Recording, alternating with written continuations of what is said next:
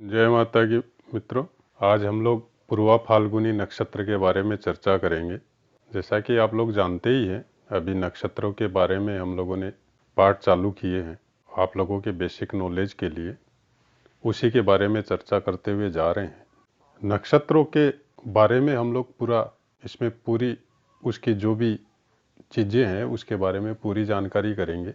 नक्षत्रों का हम लोगों के जीवन में कैसे इफेक्ट होता है और क्या क्या हम लोग इससे प्राप्त कर सकते हैं, क्या क्या चीज़ें देखनी, कहाँ पे क्या ज़रूरी होता है, मुहूर्त में नक्षत्र हम लोगों के कैसे काम आता है, कैसे नक्षत्रों का वेद होता है। अगर आप लोग कोई फर्स्ट टाइम जुड़ रहे हैं तो शुरू से अगर आप ऑडियो या वीडियो सुनते हुए आएंगे तब आप लोगों को बहुत अच्छे से समझ में आएगा। मेरा कोशिश यही है कि सब लोगों को इसका ज्ञान हो और एक पर्टिकुलर बेसिक नॉलेज तो हम लोगों को सबको होना चाहिए। हम लोगों के ऋषि मुनियों ने जब इस ज्ञान को हम लोगों के लिए प्रदान किया है तो ये कोई धर्म विशेष से कनेक्टेड ज्ञान नहीं है। ज्ञान कोई भी प्राप्त कर सकता है। धर्म का इसके ऊपर आडंबर या धर्म के विषय में हम लोगों को बोलना कि खाली उसी का एकाधिकार है, आजकल के समय में ये चीज़ गलत है। क्योंकि बहुत से मेरे ऐसे भी दोस्त हैं जिनका धर्म अलग है लेकिन वो एस्ट्रोलॉजी में इंटरेस्ट रखते हैं और वो वैसे काम भी करते हैं, ग्रह नक्षत्रों पे भी विश्वास करते हैं और कुछ कुछ तो ज्योतिषी भी है इस टाइप के, जो ये सब जानते हैं, ये सब करते भी है, बताते भी है लोगों को। तो आपसे रिक्वेस्ट इतनी है कि इस ज्ञान को आप किसी धर्म विशेष से जोड़ के मत रखें। ये एक साइंस है जो मैथ्स पे आधारित है, लेकिन फिलहाल हम लोग मैथ्स के विषय में कोई चर्चा नहीं कर रहे हैं क्योंकि इतनी सुविधा अब हम लोगों को प्राप्त हो गई डिजिटलाइजेशन के चक्कर में कि सब चीज़ कैलकुलेशन होके सॉफ्टवेयर से हम लोगों को मिल रही है। कोशिश ये करिए कि थोड़ा बहुत बेसिक नॉलेज अपने को हो। हल्की पुल्की मैथ्स की भी बात हम लोग करेंगे कि लगन देखने के लिए से कोई आपने ऐसा ही कोई सॉफ्टवेयर डाउनलोड कर लिया और उससे जन्म कुंडली निकाल ली, लेकिन हल्का नॉलेज आपको भी होना जरूरी है कि सही है ये सॉफ्टवेयर या गलत कर रहा है।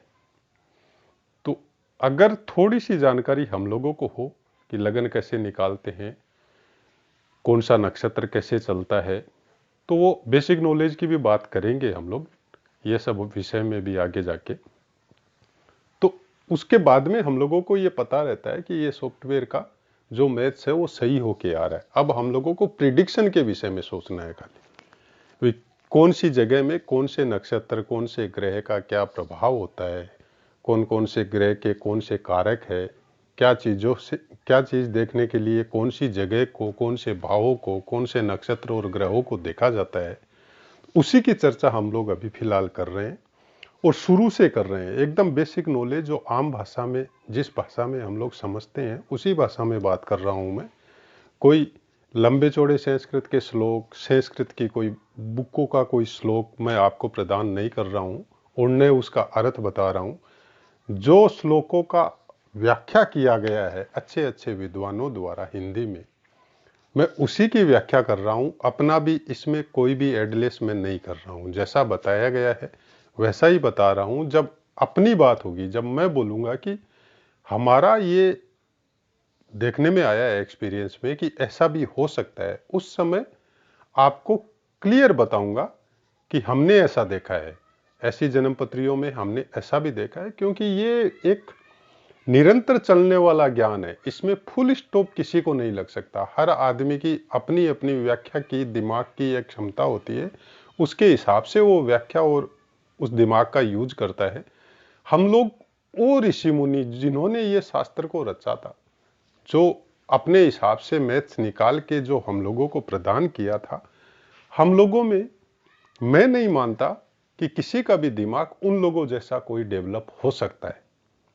हो भी सकता है, लेकिन मेरी नजर में नहीं आया ऐसा कोई ज्ञानी जो उन लोगों की दृष्टि में, उन लोगों की दृष्टि में जो ग्रह नक्षत्रों बिना कोई दूरबीन के देख लेते थे अपने अध्यात्म ज्ञान की वजह से, योग क्रिया की वजह से। और वो लोग उस समय जो शास्त्र रचे थे,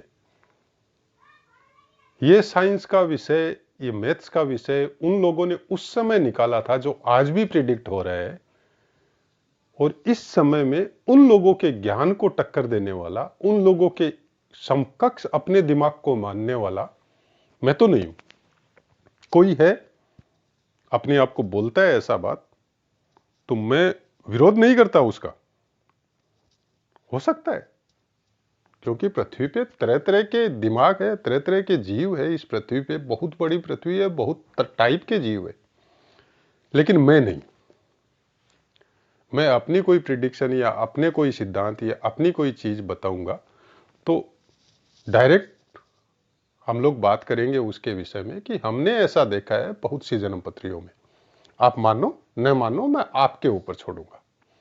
तो अभी हम लोग पूर्वा फाल्गुनी, पहले बाकी नक्षत्रों 10 तक मगा तक मैंने बता दिया। आज पूर्वा फाल्गुनी की बात करते हैं। पूर्वा फाल्गुनी कौन कौन से कामों के कारक है, लोकप्रियता हासिल करने वाले कार्य कुछ भी हो सकते हैं।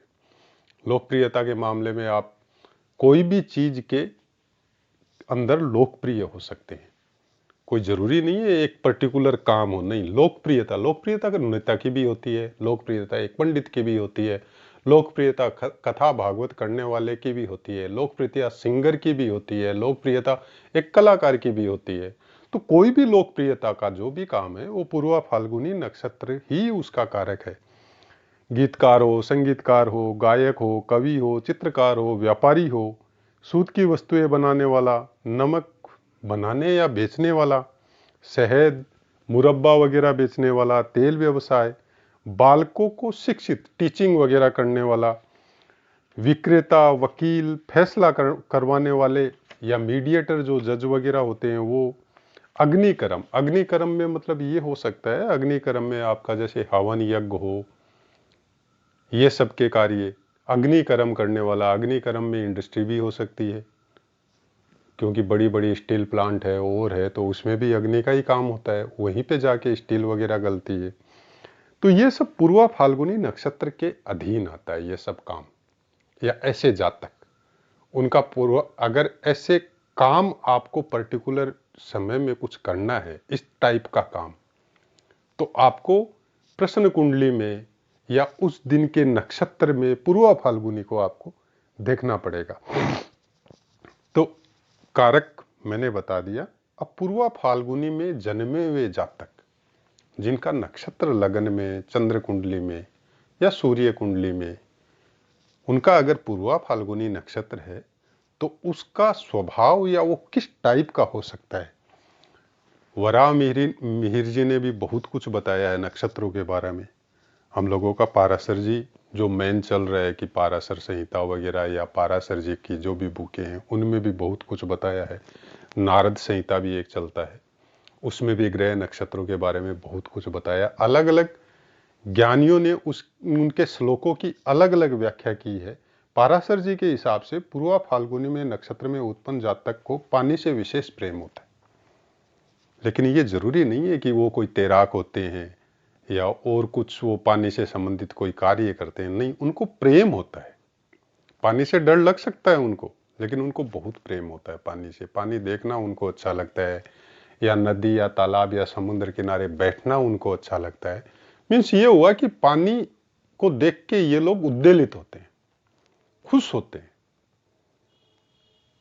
तो ऐसा पूर्वा फाल्गुनी के लोग, वाणी मधुर होती है, सबके काम आगे, किसी को भी कोई भी काम पड़ जाए ये लोग आगे आके उस काम को करने वाले होते हैं। और ट्रेवलिंग इनका एक विशेष शौक होता है, नई नई जगहों में जाना, पुरानी जगहों में जाना, मंदिर मठों में जाना, ये सब घूमने फिरने का कुछ विशेष शौक इन लोगों को होता है। और व्यक्तित्व बड़ा सुदर्शन और सुंदर होता है। राजकीय सेवा या राज्य सरकार या सरकार से संबंधित कोई आदमी है या उनसे कनेक्टेड कोई काम है तो वो सब ये लोग करते हैं या करवा सकते हैं। उन लोगों से इन लोगों का विशेष टचिंग भी हो सकता है।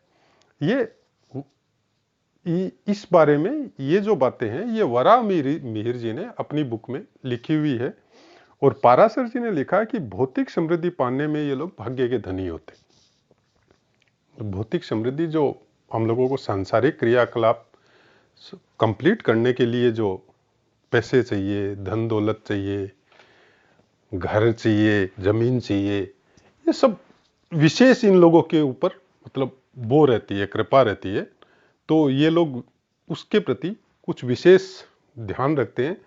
प्राय संतान की संख्या कम हो सकती है, जरूरी नहीं है कि कम हो सकती है। मतलब पूर्वा फाल्गुनी नक्षत्र का प्रभाव जातक के ऊपर संतान पक्ष थोड़ा कमजोर हो सकता है। मतलब जैसे 1 या 2 तक ही वो आदमी नहीं, बस 2 हो गया, अब इससे आगे नहीं चलना है। बुद्धि से साधारण होते हुए भाग्य के बड़े धनी होते हैं। हो सकता है इनके अंदर बुद्धि कम हो सकता है दिमाग इनका इतना नहीं चलता हो, लेकिन भाग्य के बहुत धनी होते हैं। और छोटा सा काम करने से भी इन लोगों को उसका अर्निंग कुछ विशेष मात्रा में या ज्यादा मिलता है। दूसरों को पीछे धकेल कर इन्हें आगे आने का मौका मिलता है। मतलब आप जैसे कहीं पे कोई सर्विस कर रहे हैं, से आप अभी अभी लगे हैं, 6 महीना हुआ है, और पुराने 10-10 साल से पुराने आदमी बैठे हुए, लेकिन फिर भी आपकी उन्नति हो जाती है, आपकी प्रोग्रेस हो जाती है। वो लोग वहीं बैठे रह जाते हैं और आप आगे वाली पोस्ट पे फॉरवर्ड हो जाते हैं। तो ऐसे आदमियों को मौका मिलता है, क्योंकि इनका एक तो बात करने का तरीका, दूसरा इनका व्यक्तित्व बड़ा खूबसूरत होता है, सुदर्शन होता है, और बात भी बहुत बढ़िया से करते हैं। तो ऐसे आदमी ज्यादा जल्दी प्रोग्रेस करते हैं जीवन में। ये लोग बहुत ज्यादा, जैसे बोलते हैं करोड़पति अरबपति, ऐसा कोई धन इकट्ठा नहीं कर सकते, लेकिन धन की कमी इन लोगों के पास कमी रहती है। जितनी जरूरत होती है उतना इनको मिलते रहता है। नारद जी के हिसाब से ऐसे आदमी कोई भी काम जब करेंगे तो इनको लाभ और हानि ये मतलब तुरंत निकाल लेंगे कि इस काम में हमको ये लाभ हो सकता है, ये हानि हो सकती है। तो उसका निर्णय लेने में इन लोगों का दिमाग बहुत शार्प चलता है, और इन लोगों का प्रिडिक्शन भी उस मामले में बहुत स्ट्रांग होता है। इन लोगों को खुद को पता रहता है कि मेरी कमजोरी क्या है और जो मैं काम कर रहा हूं उस काम की कमजोरी क्या है। तो इस मामले में ये बहुत शार्प होते हैं। डांस देखना, डांस सीखना और खुद डांस करना, इन तीनों में से कुछ भी हो सकता है। मतलब इंटरेस्ट आता है इन लोगों को। जैसे हो सकता है खुद डांस करना नहीं जाने, लेकिन डांस वगैरह देखना या डांसिंग की क्लासे ज्वाइन करना या सीखने की कोशिश करना, ऐसे आदमियों का कुछ इंटरेस्ट होता है ये सब मामले में। कुछ ईगो समझ लो आप, चाहे एक प्रोग्रेस होने के बाद में जैसे आदमी को थोड़ा घमंड आ जाता है, वैसा कुछ इन लोगों के साथ भी हो सकता है। कोई जरूरी नहीं है घमंड हो ही, लेकिन सामने वाले को ऐसे लगेगा जैसे इनको थोड़ा प्रोग्रेस हो गया तो इनको घमंड हो गया। तो घमंड की वजह से या ईगो प्रॉब्लम की वजह से इनकी शत्रुता भी कोई उस तरह की शत्रुता नहीं। मतलब जैसे आप कहीं पे बैठे हैं, 4-5 दोस्त है और उठ के चले गए, आप उठ के चले गए, 4 बैठे हुए हैं, तो आपके पीठ पीछे से ये लोग आपके बारी निंदा करेंगे या बुराई करेंगे। इस टाइप का शत्रुता आप लोगों का हो सकता है। नसों का उभार, किसी किसी आदमी को आप देखते होंगे कि पैर की या हाथ की या माथे की जो नाड़ी वगैरह है या नसें वगैरह है वो साफ साफ झलकती हुई आपको नजर आएगी। तो ऐसे आदमियों का पूर्वा फाल्गुनी नक्षत्र का प्रभाव ऐसे जातकों पे होता है। पूर्वा फाल्गुनी नक्षत्र में जन्मे हुए जातक को, यहां पे मैं कुछ मेरा भी बता दूं कि ये बात मेरे को 101% सही लगी। इस बात का मैं भी समर्थन करता हूं कि मैंने बहुत से जातकों को देखा है जिनका पूर्वा फाल्गुनी नक्षत्र है, जन्म लगन में, चंद्र लगन में या सूर्य लगन में, तो उनका कोई न कोई शरीर के हिस्से का नसों का उठाव जरूर देखा गया है। चाहे हाथ की अंगुलियों की आप भी उसको, हथेली को जमीन पे टिका के जब देखेंगे तो नसें उठी हुई मिलेगी, या हो सकता है माथे की नसें उठी हुई मिले, या ये हो सकता है पैर की नसें नजर आए। कहीं न कहीं नसों का उभार ऐसे जातकों में मिलता है। आप चरणों की बात करते हैं, 4 चरण जैसे सब नक्षत्र के हैं, तो पूर्वा फाल्गुनी के प्रथम चरण वाले जातकों का सिर थोड़ा गोल होता है और कम बाल या केस जो है वो सर के ऊपर देखे जाते हैं, कम रहता है, इतना ज्यादा घना और इतना ज्यादा नहीं होता है। आंख बड़ी शार्प होती है। मतलब किसी किसी की आंख आप देखते हैं ना कि चमकते रहती है, एक अजीब तरह का अट्रैक्शन पावर जिनकी आंखों में होता है, ऐसी आंखें होती है।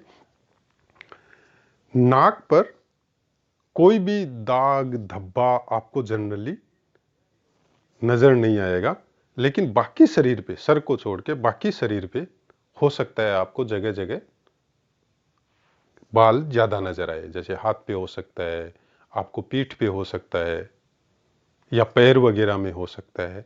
तो सर में इतना हो सकता है नहीं मिले आपको, लेकिन बाकी जगह रोम की अधिकता हो सकती है। पेट थोड़ा लंबा होगा और स्वभाव भी थोड़ा गुस्सेल हो सकता है। प्रथम प्रथम चरण में जन्मे हुए जातक, दांत इनका सीरियली नहीं रहेगा, मतलब ऊपर नीचे रह सकता है, या बीच बीच में कोई बड़ा कोई तीखा, उस टाइप का दांत जिसको देखने से थोड़ा मतलब अजीब टाइप का लगे आपको। हो सकता है आपको डर महसूस हो, या ये भी हो सकता है कि आपको हंसी आए इनके दांतों को देख के। तो वैसा कुछ प्रभाव इनके ऊपर आ सकता है। छाती के बीच में भराव मिलेगा आपको, मतलब उठी हुई मांसल छाती जिनको बोला जाता है, वैसी छातियां हो सकती है। और द्वितीय चरण में वही कम रोम होगा, और आंख जो है वो एकदम आपको व्हाइट नजर आएगी। इनको न ललाई लिए हुए होगी, न पीलापन होगा, एकदम साफ आपको ऐसे नजर आएगा जैसे एकदम व्हाइट आंख जो होती है वैसी आंख, और लंबा कद, सांवला शरीर हो सकता है। बोलने में ये लोग मतलब जरूरत से ज्यादा बोलेंगे। आप ऐसे आदमी, जैसे सेल्समैन को हम लोग देखते हैं ना कि वो दुकान में आता है तो फिर वो बोलना चालू करता है तो वो बोलते ही रहता है, मतलब सामने वाला क्या बोलना चाह रहा है वो भूल जाता है उसकी बात सुन सुन के। तो बोलने में थोड़ी अधिकता होती है ऐसे जातकों के, और बोलने में बड़ा कुशल होता है, इसलिए कोई इनकी बात को काटता भी नहीं है, इंटरेस्ट आता है सुनने वाले को, इसलिए वो चुप रहता है, सुनते रहता है। तृतीय चरण में मुख थोड़ा बड़ा हो सकता है, और नसें भी मुख पे दिखती हुई आपको प्रतीत हो सकती है कि जैसे किसी किसी का चौड़ा लंबा मुख हम लोग देखते हैं।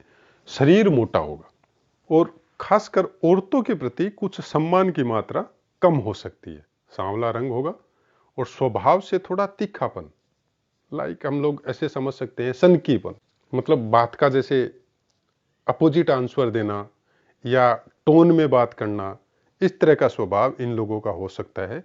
और कुछ न कुछ रोग कोई न कोई एनी टाइम चलते रहता है, हल्का फुल्का, जैसे सर्दी जुकाम है, या जैसे कोई गैस का प्रॉब्लम है, या हो सकता है कि जैसे नसों में खिंचाव हो, या पिंडलियां वगैरह दर्द कर रही हो। तो इस टाइप का हल्का फुल्का थोड़ा बहुत कुछ ना कुछ प्रॉब्लम इनके शरीर में चलते रहता है।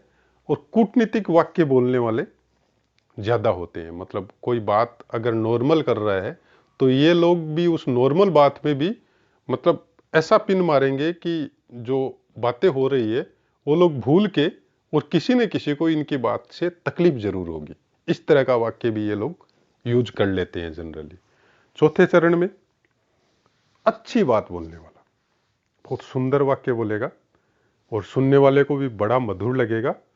शरीर को स्थिर रख के, जैसे हम लोग किसी को चलते हुए देखते हैं आप लोग, या आप हम लोग खुद भी चलते हैं, तो देखिएगा आप कहीं ना कहीं कहीं ना कहीं कोई सा न कोई सा हिस्सा शरीर का एक साइड में झुका हुआ रहता है, चाहे गर्दन हो, चाहे आपका बायां हाथ वगैरह हो।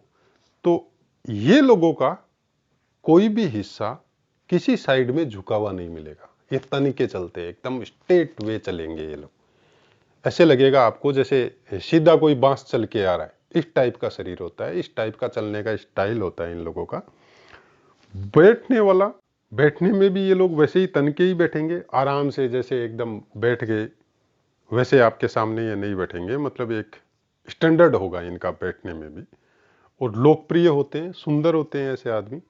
दृष्टि मतलब छिछोरेपन वाली नहीं होगी, गंभीर दृष्टि, मतलब हर किसी के सामने हर कहीं पे ये हंसी मजाक करना और करना ये ज्यादा उचित नहीं समझते।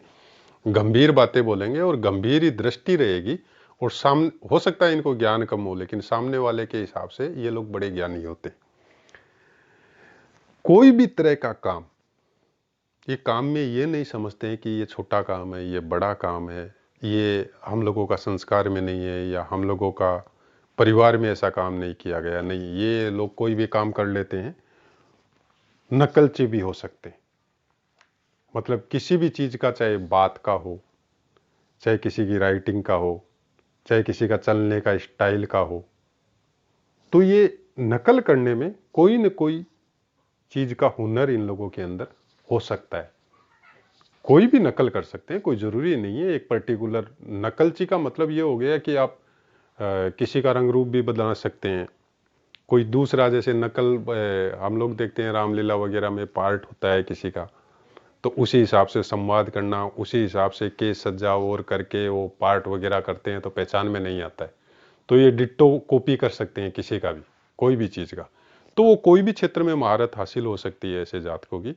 तो ये पूर्वा फाल्गुनी के बारे में मैंने आज आप लोगों को बताया है पूरी चीज़, जहाँ तक हमसे हो सका डिटेल में समझाने का कोशिश किया है। आप भी अपने हिसाब से उसको समझने का कोशिश कीजिएगा। कोशिश ये करें कि कम शब्दों में उसको पूरी चीज़ को समझने का कोशिश करें।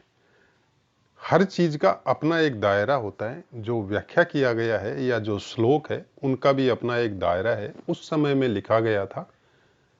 जो आज प्रेजेंट समय में, वो सब काम उस समय में होते ही नहीं थे जो आज प्रेजेंट समय में होते हैं। अब इनके बारे में बताया गया, नकलची हो सकते हैं। तो नकलची मतलब क्या होता है? नकलची आप कलाकार को भी बोल सकते हैं, वो भी तो नकल ही करता है। किसी संवाद का नकल करता है, किसी के पार्ट का नकल करता है, तो वो भी तो हो सकते हैं, वो तो बहुत फेमस हो जाता है। फिर नकलची राइटिंग करने वाला भी होता है कि आज मैंने कुछ लिखा, सेम डिट्टो मेरा वैसा का वैसा राइटिंग बना दिया, तो वो भी बहुत फेमस होता है। नकलची आपकी वॉइस का भी कर सकता है। ऐसे देखते हैं हम लोग बाकायदा टीवी प्रोग्राम हंसी मजाक वालों में, तो वो दुनिया भर के कलाकार हैं ऐसे जो किसी भी आदमी का नकल उतार सकते हैं बोलने में। तो उस चीज को आपको दूसरे वे में समझना पड़ेगा। प्रेजेंट लाइफ में वो कहाँ किस जगह में जाके सेट होता है, जो बताया गया उस तरह से आपको समझना पड़ेगा। आशा है दोस्तों, कोशिश यही की है कि बहुत ही साधारण शब्दों में जो हम लोगों को समझ में आ सकती है, उसी हिसाब से मैंने बताने का कोशिश किया है।